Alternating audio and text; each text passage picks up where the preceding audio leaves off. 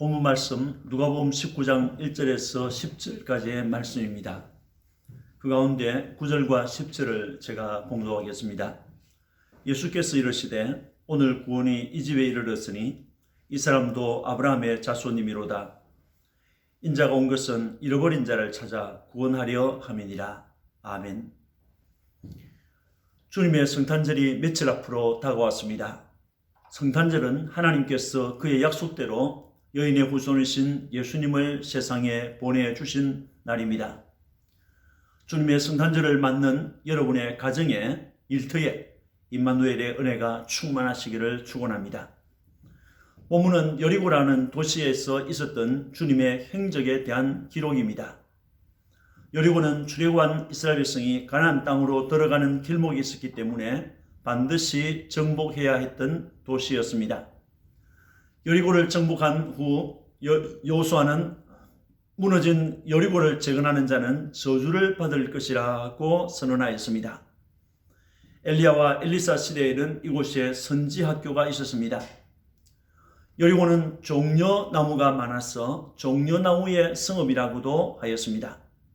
본문을 보면 공생애가 맞춰갈 무렵에 예수님께서 이 도시 여리고로 가셨습니다. 그 성에 가셨던 예수님은 그 성에 살고 있는 삭개오라고 하는 사람을 만나 그의 집으로 들어가셨습니다. 이를 본 많은 사람들은 저가 죄인의 집에 들어갔다고 수군거렸습니다. 그러나 놀라운 일들이 삭개오에게 일어났습니다. 주님은 이 사건을 통해 자기가 하늘 영광을 버리고 낮고 천한 세상에 오셨던 목적을 알려주셨습니다. 주님의 성탄절을 앞두고 예수님께서 세상에 오신 목적이라는 제목으로 함께 은혜를 받고자 합니다. 예수님께서 왜 세상에 오셨습니까? 예수님은 세상에 오신 것은 잃어버린 자를 찾기 위함이었습니다.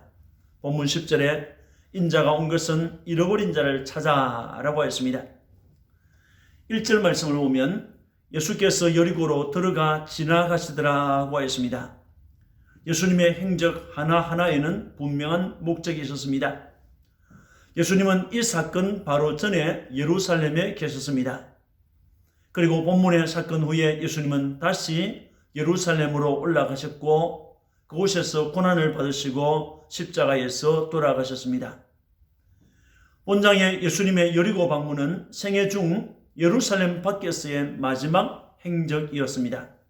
그렇게 볼 때 예수님의 여리고 방문은 의미 없는 방문이 아니라 분명한 목적이 있는 방문이었음을 알 수 있습니다. 그것은 그 도시에 살고 있는 삭개오를 만나기 위함이었습니다. 이절을 보면 그 도시에 살고 있던 삭개오는 세리장이요 부자라고 하였습니다.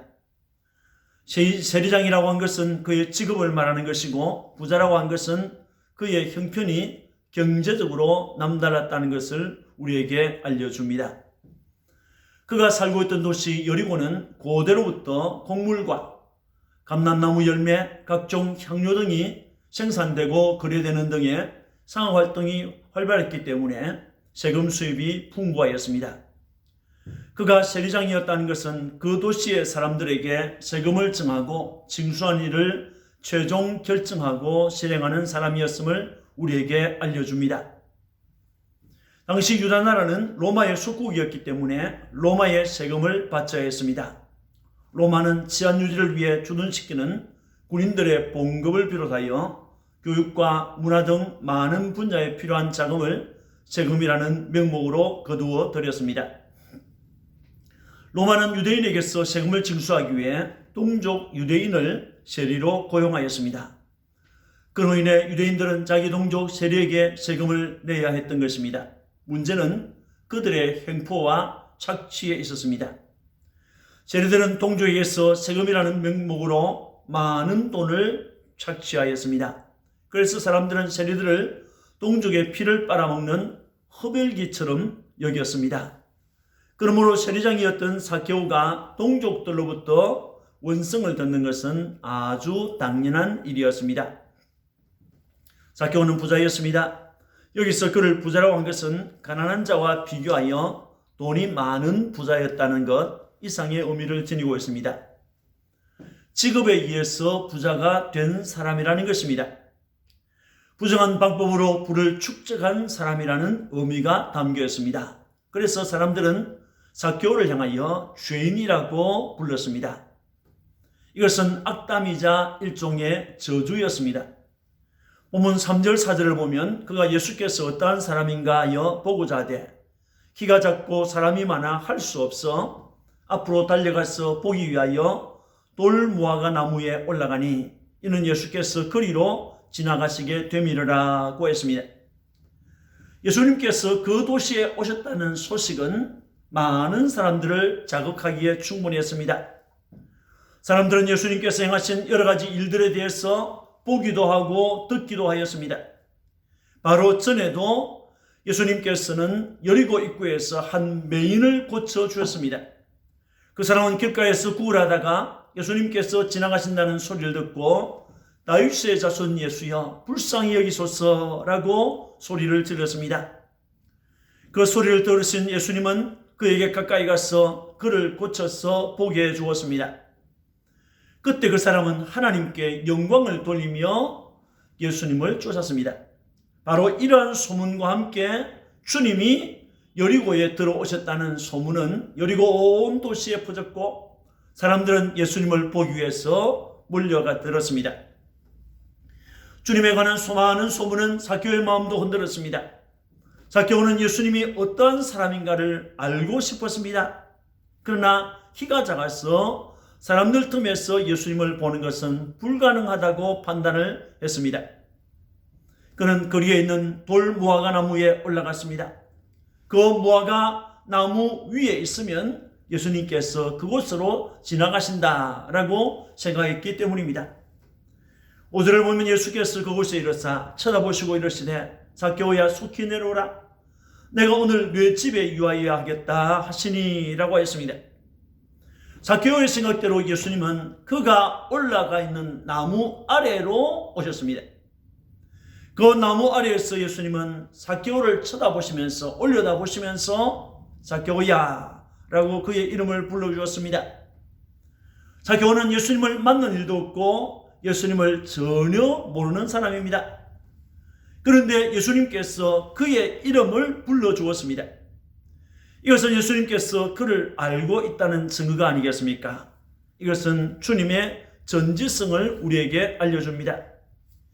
이어 주님은 속히 내려오라 내가 오늘 내 집에 유하여야 하겠다라고 말씀하셨습니다. 주님은 삭개오가 나무 위에서 내려와서 자기를 영접하여 줄 것을 원하신 것입니다. 인생이 주님을 영접하는 것은 최고의 축복입니다. 그 소리를 들은 삭개오는 나무에서 급히 내려왔습니다. 그리고 즐거워하면서 주님을 자기의 집으로 영접하였습니다. 그러자 많은 사람이 저가 죄인의 집에 유하러 들어갔다. 예수라는 사람이 죄인의 집에 죄인 삭개오의 집에 유하러 들어갔다라고 수군거리기 시작하였습니다. 그런데 놀라운 일이 일어났습니다.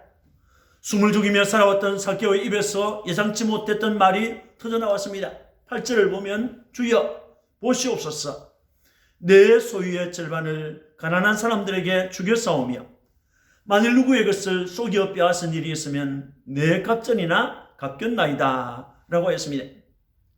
삭개오의 입에서 주여라고 하는 말이 나왔습니다. 예수님을 주여라고 했습니다. 주라는 말은 모든 것을 창조하시고 모든 것을 주관하시는 자신의 주권대로 사용하시는 권능과 주권의 하나님을 가리키는 명칭입니다. 삭개오는 조금 전까지만 해도 로마의 황제만 주라고 생각했습니다. 로마의 황제 외에는 주가 없다고 생각했을 것입니다. 그런데 그에게 새로운 주가 나타났습니다. 새로운 큐리오스가 나타났습니다. 그는 로마의 황제가 아닌 예수님이었습니다. 삭개오는 예수님을 향하여 큐리에라고 불렀습니다. 주라고 불렀습니다. 보시옵소서라고 했습니다. 자신과 자신이 할 일을 보아달라는 것입니다. 그리고 삭개오는 또 말하기를 내 소유의 절반을 가난한 자들에게 주겠습니다 라고 했습니다.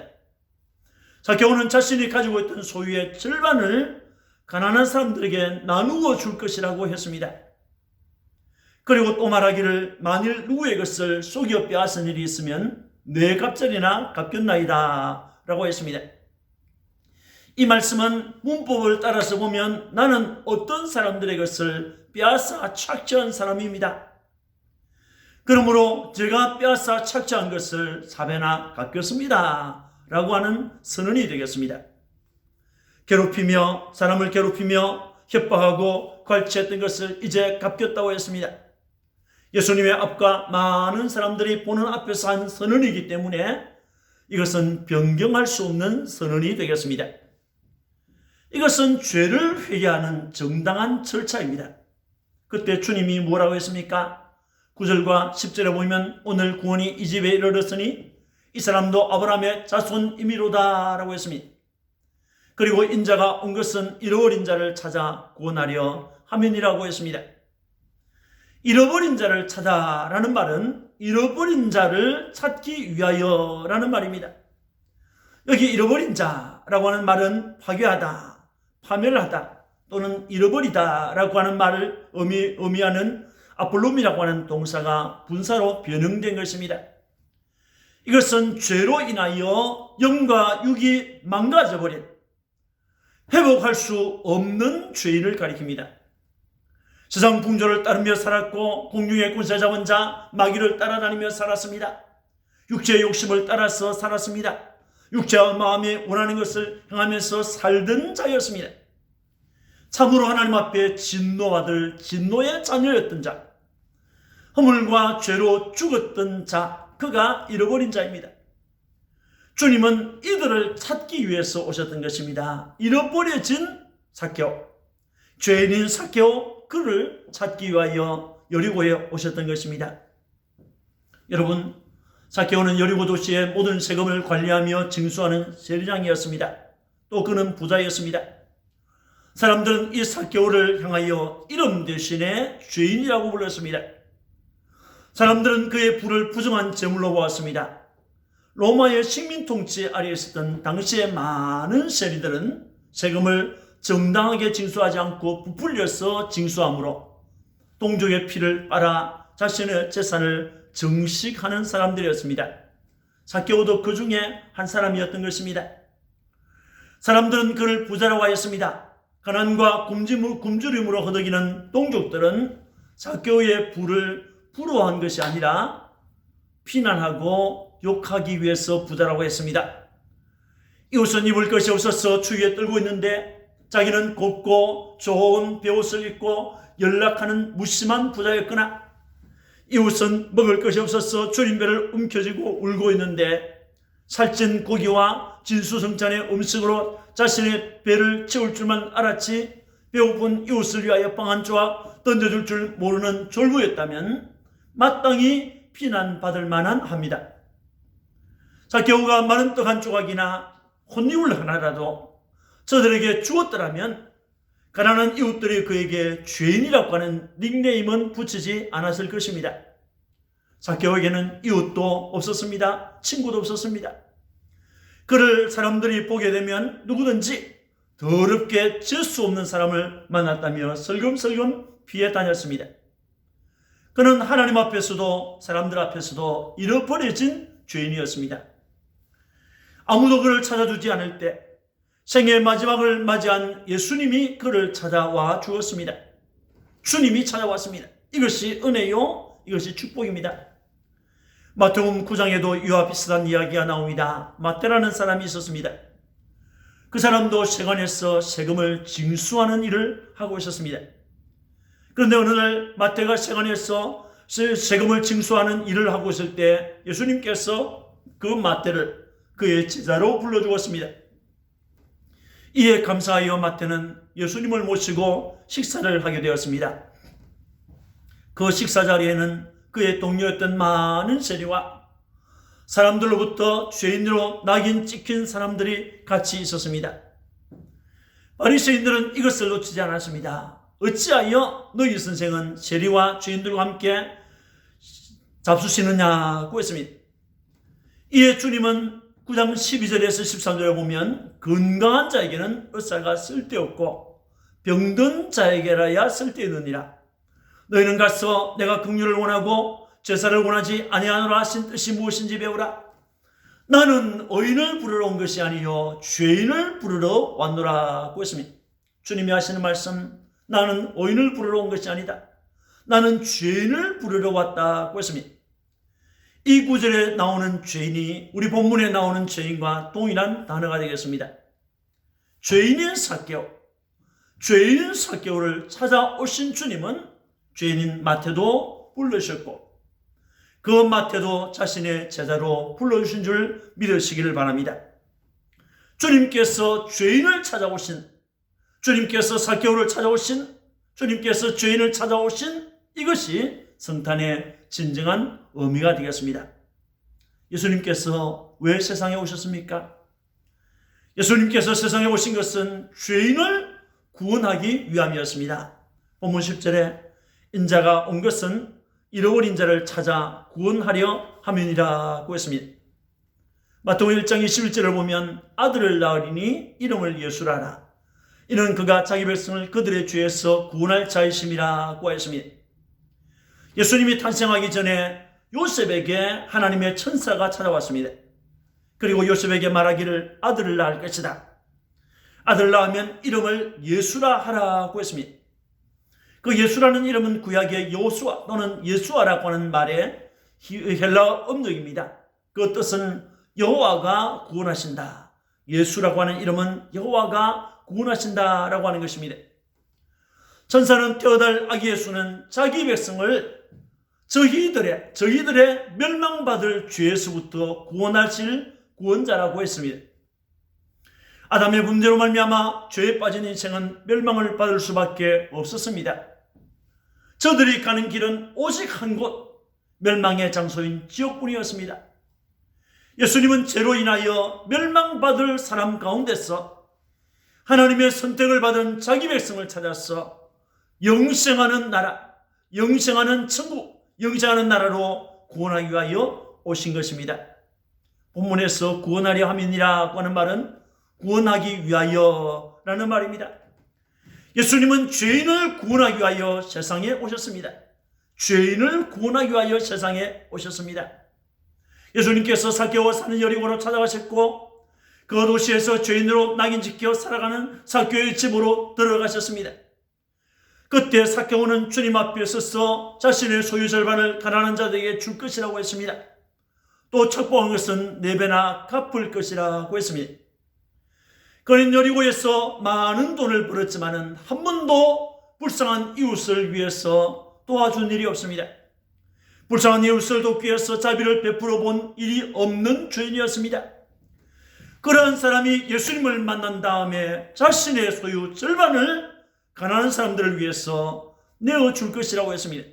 또 착취한 것은 4배나 갚을 것이라고 했습니다. 남의 물건이나 돈을 착취한 것을 갚으려 할 때는 율법의 규정대로 원금에서 5분의 1을 더하여 갚으면 되었습니다. 그럼에도 삭개오는 4배나 갚겠다고 했습니다. 이것은 누가 강요해서 되어진 것이 아니라 자진해서 말한 것입니다. 누가 그렇게 하지 않으면 벌을 주겠다고 협박을 한 것도 아닙니다. 그는 스스로 주님을 만난 다음에 그와 같이 말했던 것입니다. 그때 주님께서 말하기를 오늘 구원이 이 집에 이르렀다. 하나님의 구원이 이 집에 이르렀다고 했습니다. 이 사람도 아브라함의 자손이라고 했습니다. 이 말은 죄인을 구원하러 오신 주님이, 죄인을 구원하러 오신 주 예수님께서 삭개오의 집에 왔다는 말이 되겠습니다.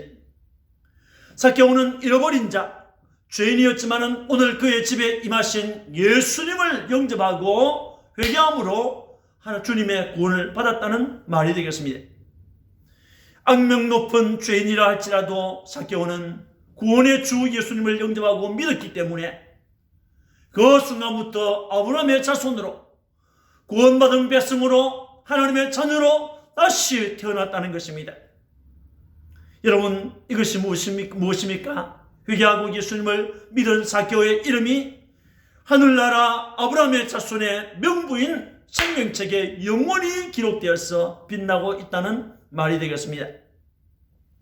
여러분, 여리고에 오셨던 예수님은 삭개오를 무겁고 무서운 죄로부터 구원해 주셨습니다.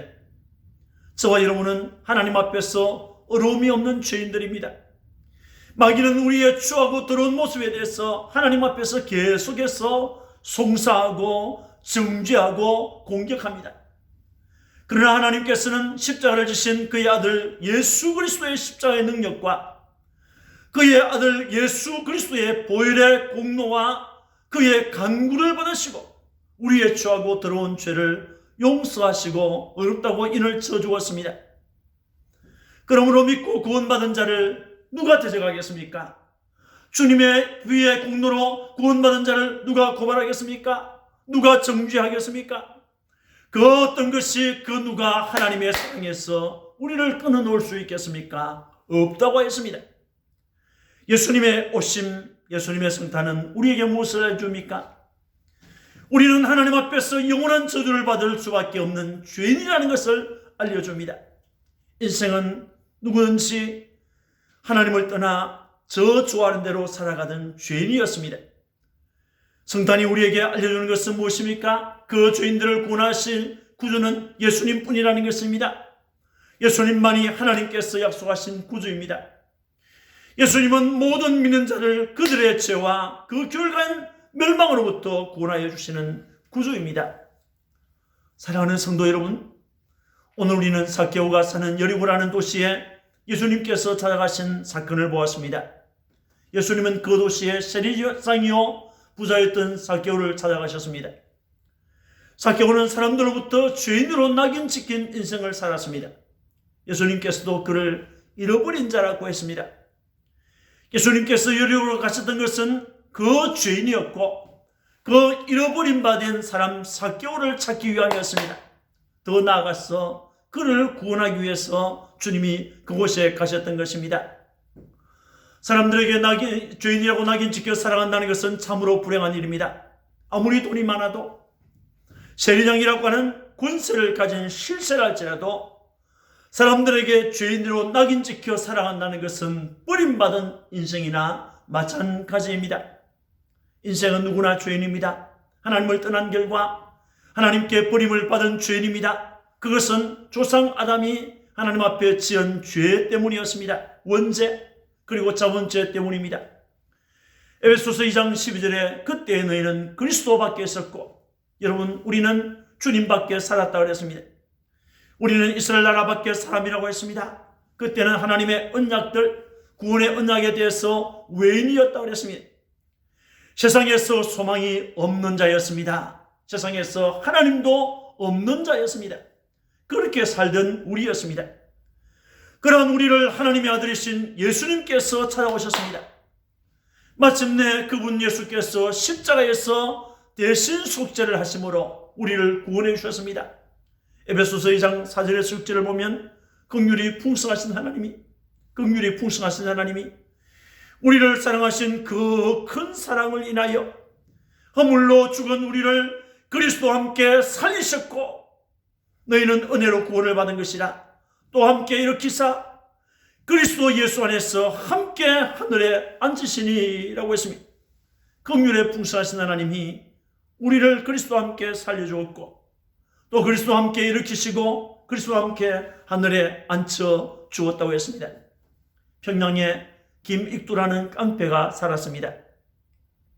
장날만 되면 사람들을 괴롭혔습니다. 사람들에게서 돈이나 아니면 물건을 빼앗아갔습니다. 그래서 사람들은 이 김익두라는 청년을 만나지 않기를 원했습니다. 성당 나무 아래에서 김익두 이 사람을 만나지 않게 해주세요 하고 빌고 갔습니다. 그런데 어느 날 이 사람이 앞에 어떤 코쟁이가 나타났습니다. 그 코쟁이가 사람들을 모아놓고 연설을 하고 있었습니다. 그 연설이 무슨 말인지 알아듣지는 못했지만은 화가 났어. 돌을 들어서 던졌습니다. 돌을 던져서 던졌는데 그 연설하는 분이 선교사였습니다.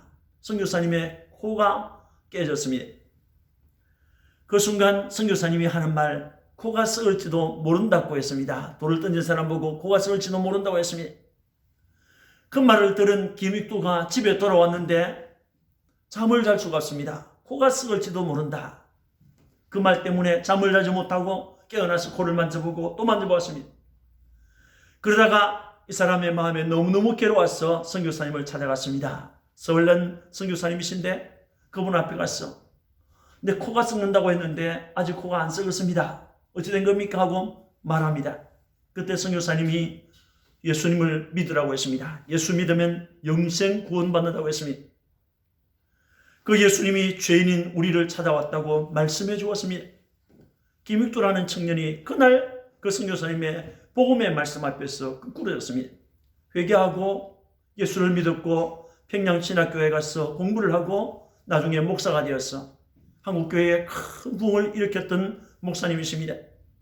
나중에 그는 6.25 때 공산군에 의해서 순교를 하게 되어졌습니다. 여러분, 예수님의 성탄은 흉악한 강도 김익두도 변화시켰습니다.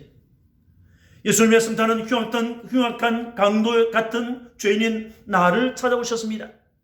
나를 구원해 주신 하나님의 사랑의 결정적인 표현입니다. 그 주님 예수님의 탄생을 감사합시다.